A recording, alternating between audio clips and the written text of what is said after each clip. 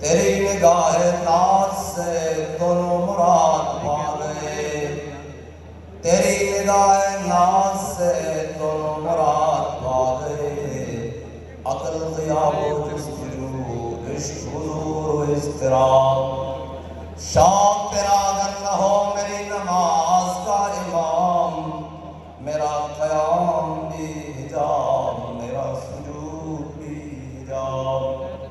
گا بحیلہ می برد اور گا بزور می کشد، عشق کی ابتدا جب عشق کی انتہا جب، اور تازہ میرے ضمیر میں مار گئے کہن ہوا، عشق تمام مصطفیٰ دل تمام بولہب۔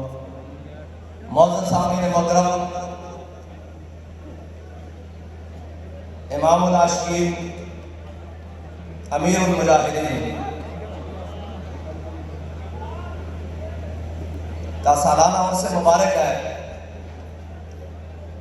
اور عرص مبارکہ میں میں اور آپ حاضر ہیں اس نیت سے کہ سخیوں کے مال میں کمینوں کا حصہ ہوتا ہے۔ جس نیت سے امیر المجاہدین حضرت خالد بن ولید کی قبر پر گئے تھے، اسی نیت سے حاضر ہے کہ سخیوں کے مال میں کمینوں کا حصہ ہوتا ہے، اور ہم کمینے خیرات دینے کے لیے آئے ہیں۔ اور کون سی خیرات؟ جو امیر المجاہدین نے حضرت خالد بن ولید سے مانگی تھی۔ کہا جناب بڑے دلیرو، بڑے دلیرو، بڑے دلیرو، 60,000 کے لشکر میں 60 بندے لے کر گھس جاتے ہو، آپ وہ دلیر ہو کہ اٹھا ہوا قدم دفاع کے لیے بھی کبھی واپس نہیں لائے۔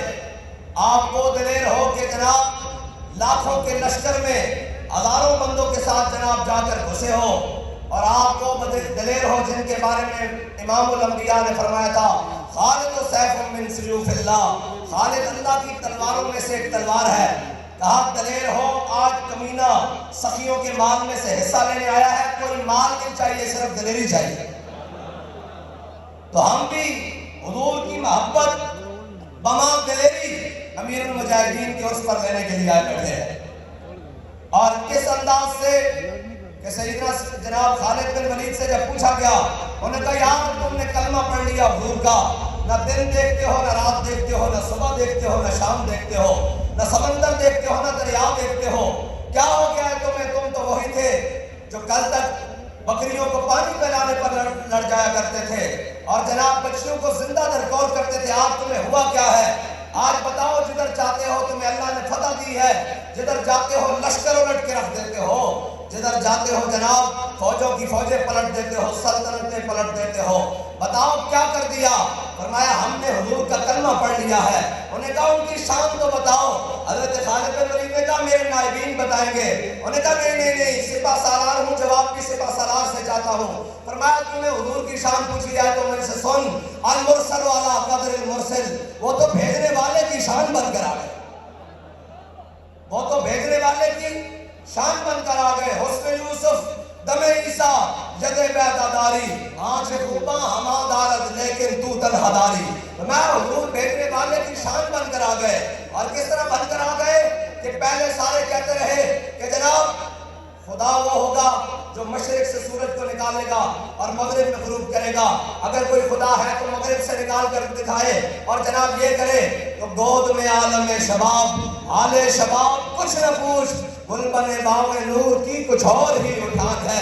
اعلیٰ حضرت فرماتے ہیں کہ سارے انبیاء آئے اور لوگوں نے کہا، دعویٰ کیا کہ ہم جناب خدائی کا دعویٰ کیا، لیکن جب مصطفیٰ آئے تو پھر لوگوں نے خدائی کا دعویٰ چھوڑ کر نبوت کے دعوے کے پیچھے چلے گئے۔ اللہ نے نبوت کو وہ مقام عطا کر بھیجا کہ اب میرا حبیب آ گیا ہے۔ تم کہتے ہو، ابو اعلیٰ حضرت نے فرمایا نا، جناب گئے ہوئے دن کو اثر کیا، یہ تاب و تواں بلکہ صدیق غار میں جان ان پہ دے چکے، جان تو حفظ جان فروز غرر کی ہے، اور جناب ثابت ہوا کہ جملہ فرائض فرو ہے، اصل اصول بندگی استاد ول کی ہے۔ مولا علی نے واری تیری نیند پر نماز، اور وہ بھی اثر جو سب سے اعلیٰ خطر کی ہے۔ مولا علی کی نماز گئی، حضور نے فرمایا علی قضا پڑھو گے یا ادا پڑھو گے؟ عرض کی یا رسول اللہ آپ کے ساتھ تو ادائی ہوتی ہے، قضا نہیں ہوتی۔ حضور نے ایسے اشارہ کیا، سورج واپس آ گیا تو تو کہا پہلے یہ دعوے کرتے رہے کہ سورج جو واپس آئے گا وہ خدا ہوگا، یہ تو میرے مصطفیٰ نے کر کے دکھایا، خدائی کا مقام تو پھر آگے چلا گیا، بس حضور آ گئے، امام الانبیاء تشریف لے آئے۔ اب قیامت تک کسی بھی بات میں حضور کے علاوہ کسی کی بات نہیں ہوگی، حضور کی بات ہوگی، اور بات دلیری کے ساتھ ہوگی، حضور کی بات ہمت کے ساتھ ہوگی اور جذبوں کے ساتھ ہوگی۔ لیکن اقبال کہتا ہے کافر کی موت سے بھی درستہ ہو جس کا دل، کہتا ہے کون اسے مسلمان کی موت مر۔ وہ 57 اسلامی ممالک جنہوں نے اس بغیرتی کا پیالہ پی رکھا ہے کہ امت مسلمہ کے بچے، نوجوان، بچیاں کٹ گئیں لیکن ان کے کان پر جوں تک نہیں لگی، اس لیے کہ جناب ان کو ڈر ہے کہ ہمیں واشنگٹن سے، ان کو ڈر ہے کہ ہمیں ڈی سی سے، اور ان کو جناب ڈر ہے کہ ہمیں جناب یورپ سے، اور ان سے جناب خوف ہے کہ وہ ہماری معیشت تباہ کر دیں گے، ہمارا اسلحہ تباہ کر دیں گے، ہمارے ملک اجاڑ دیں گے، ہمارے جناب یہ کر دیں گے۔ اقبال کہتا ہے اگر دین ہاتھ سے دے کر آزاد ہو ملت تو ہے ایسی تجارت میں مسلمان کا خسارہ۔ اقبال کہتا ہے اگر دین دے کر ملت بچائی جائے تو پھر ملت نہیں بچ سکتی۔ اقبال کیسے بچے گی؟ اقبال کہتا ہے بس میں تجھ کو بتاتا ہوں تقدیر امم کیا ہے، شمشیر و سنا اول طاؤس و رباب آخر۔ اقبال کہتا ہے پہلے میدان بدر میں جانا پڑے گا، پھر اللہ فرشتے بھیجے گا، اور تیری جناب اقبال کہتا ہے پھر کیا ہوگا، فضائے بدر پیدا کر تیری نصرت کو، فرشتے آج بھی گردوں سے اتر سکتے ہیں قطار اندر قطار۔ بس حضور کی محبت، حضور کی الفت، حضور کی چاہت یہی دلوں میں بسا کر صحابہ نے کوئی بہت بڑی ٹریننگ نہیں لی، صحابہ نے کوئی بہت بڑی جناب وہ نہیں کیے، صحابہ نے پہلے حضور سے جناب تربیت لی، اور تربیت کیا لی؟ حضرت فاروق اعظم فرماتے ہیں کہ میں نے 12 سال میں امام الانبیاء سے سورہ بقرہ پڑھی۔ کتنے سال میں بھائی؟ 12 سال میں امام الانبیاء صلی اللہ تعالیٰ علیہ وسلم سے سورہ بقرہ پڑھی۔ جب پڑھ لی تو امام الانبیاء صلی اللہ تعالیٰ علیہ وسلم کی ظاہری حیات کے بعد حضرت فاروق اعظم جب جناب امیر المومنین بنے تو مدینہ پاک میں کہت آ گیا، امام الانبیاء ایک صحابی کی خواب میں تشریف لائے، اور حضور نے عرض فرمایا کہ عمر کو کہو دانائی اختیار کرے، عمر کو کہو دانائی اختیار کرے، عمر کو کہو دانائی اختیار کرے۔ بس میں یہ اتنی بات کرتا ہوں کہ یار تربیت آ جائے گی، جب ہو جائے گی پھر دانائی بھی آ جائے گی، پھر جناب امام الانبیاء صلی اللہ تعالیٰ علیہ وسلم کے فیض سے سارا کچھ آ جائے گا۔ لیکن ایک وقت اے رضا ہر کام کا ایک وقت ہے، دل کو بھی آرام ہو ہی جائے گا۔ بس حضور سے پیار کرنا ہے اور اننے واہ پیار کرنا ہے، ہماری منزل صرف اور صرف حضور کی ذات ہے بس۔ اور ایک بات تو بتا کہ تو کیا کہتا ہے، اسلام کیا ہے؟ بات کہتا ہوں مغز قرآن، روح ایمان، جان دین، ہست حب رحمت للعالمین۔ بات کہتا ہے قرآن کا مغز، ایمان کی روح، دین کی جان۔ بات کیا ہے؟ کہتا ہے ہست حب رحمت للعالمین، کہتا ہے وہ سارے کے سارا حضور کی محبت ہے، وہ سارے کے سارا حضور کی الفت ہے۔